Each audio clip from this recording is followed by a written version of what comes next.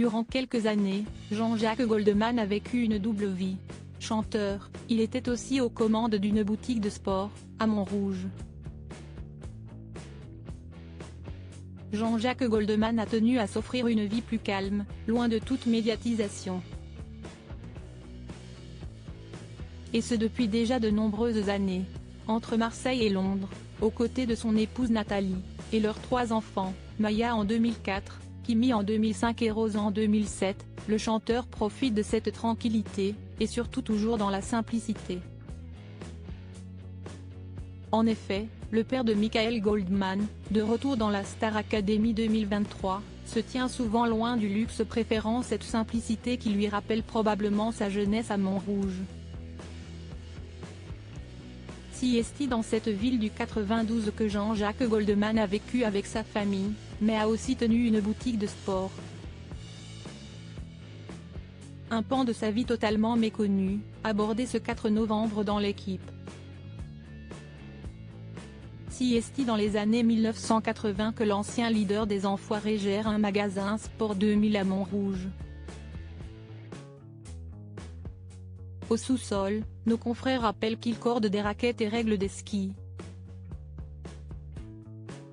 Cette passion du sport ne l'a jamais quitté.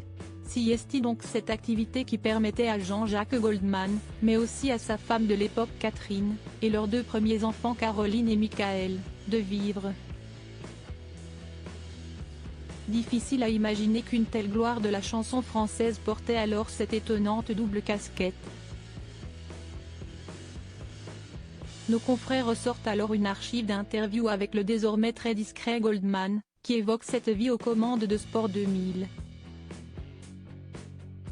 Une étonnante double vie, oui, il a bossé pendant 7 ans dans une boutique de sport dont il a repris la gérance avec ses parents, apprend-on. Ma dernière fiche de paie remonte à décembre 1982, fait-il savoir. J'avais pourtant déjà sorti Il suffira d'un signe, Quand la musique est bonne et Comme toi. Il revient donc sur cette époque plutôt incroyable, entre enregistrement d'émissions et vente de fuseaux de ski. Il m'arrivait parfois d'enregistrer l'émission aux Champs-Élysées, de me démaquiller dans la voiture et de reprendre aussitôt ma place au magasin.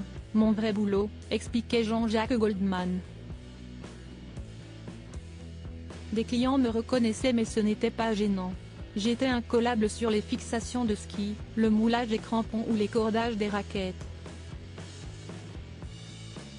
Le Sport 2000 de l'époque s'étend sur 180 mètres carrés, répartis sur 3 niveaux. Derrière la caisse, on retrouve la mère de l'artiste, Ruth Goldman, quant à Luther, son père, s'occupe des clients. Enfin, Jean-Jacques Goldman, le gars à la frange, lui, est à son poste, au sous-sol.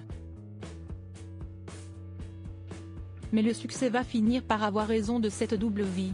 Devant la boutique de Montrouge, des files d'attente de fans, ça bouchonne.